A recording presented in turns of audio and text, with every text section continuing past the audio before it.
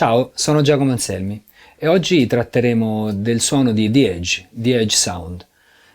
Quando parliamo di The Edge parliamo del chitarrista degli U2, un chitarrista che ha legato la sua attività a questo gruppo per molti anni. Un gruppo che ha iniziato a lavorare fin dalla fine degli anni 70 e ancora oggi è in attività, quindi parliamo di un chitarrista che ha sempre suonato con una sola band e ha unito il suo suono e la sua creatività a questa stessa band.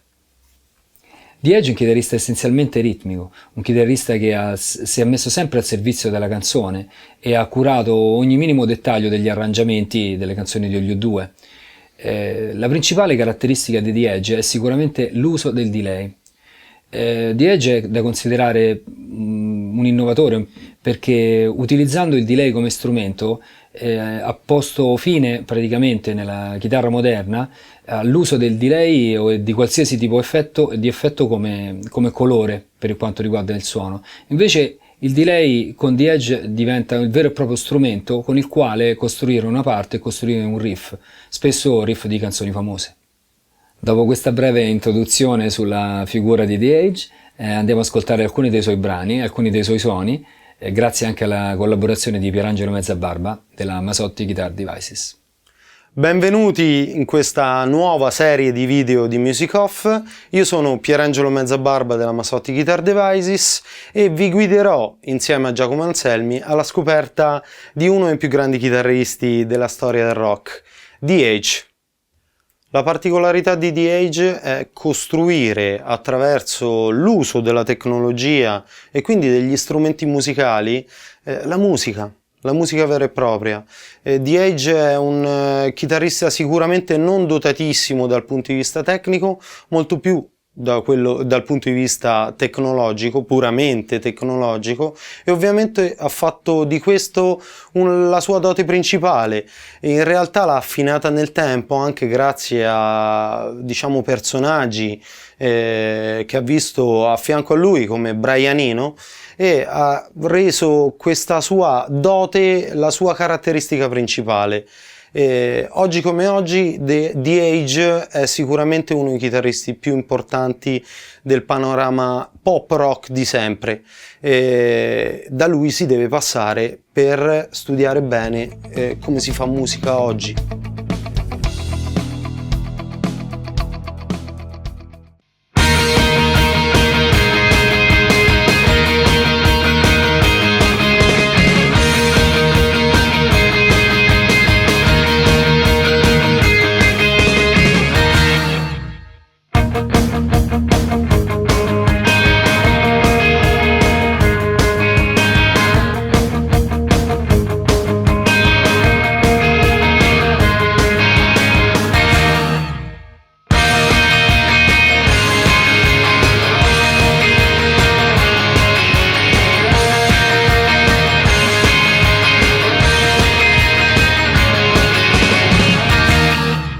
The Edge si è contraddistinto da subito rispetto agli altri chitarristi per l'uso di un setup stereo.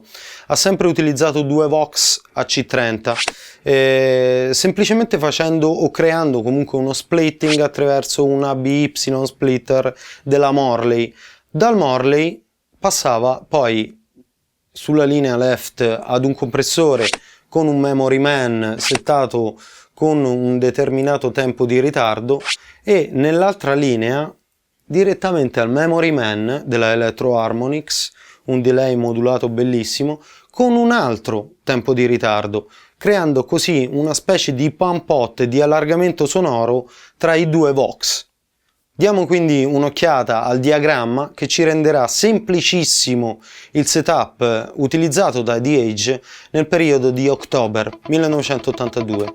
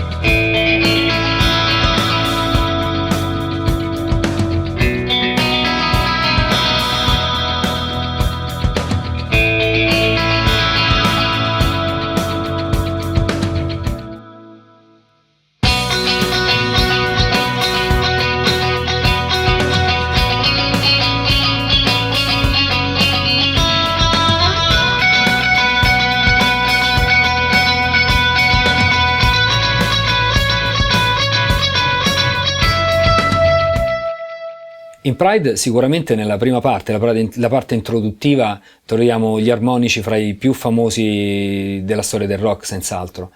E poi nella seconda parte, dove c'è il riff, possiamo ascoltare i primi delays in 3/16, tanto resi famosi da The Edge.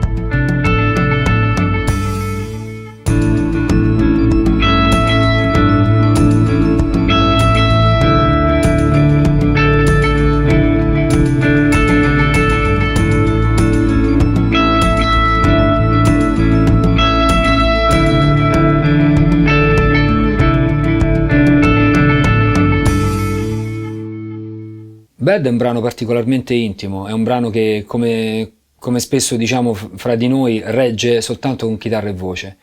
In studio The Edge registra 2 chitarre e spesso però live suona da solo questa parte qui.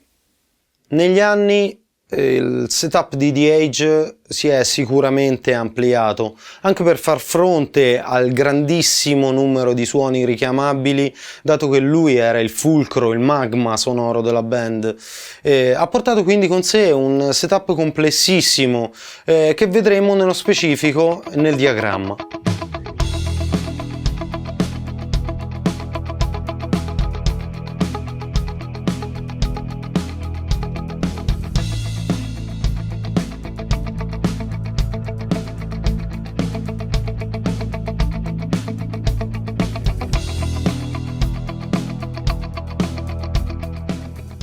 Tra i tanti pedali utilizzati da The Edge, importantissimo è il Boss FA1 FET Preamp, in pratica un buffer, un line driver che permette di ingrossare il suono, renderlo più spesso attraverso 3 controlli, un level, un controllo sugli acuti e un controllo sulle basse.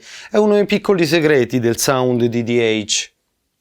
Ha ovviamente poi portato con sé i pedali normalmente utilizzati da quasi tutti i chitarristi che suonano rock, in particolare i compressori, quasi sempre MXR Dynacomp, il Big Muff, il TS9 Tube Screamer, anche se ha fatto uso poi del Super Overdrive della Boss, l'SD1, quello giallo, e inoltre ovviamente molti pedali particolari. Vediamoli insieme nel diagramma. Sono tra tutti il Sobat Distortion, il Lampeg Scrambler e alcuni pedali della Lovetone. Ma la particolarità è sicuramente la Madonnina in cima al rack.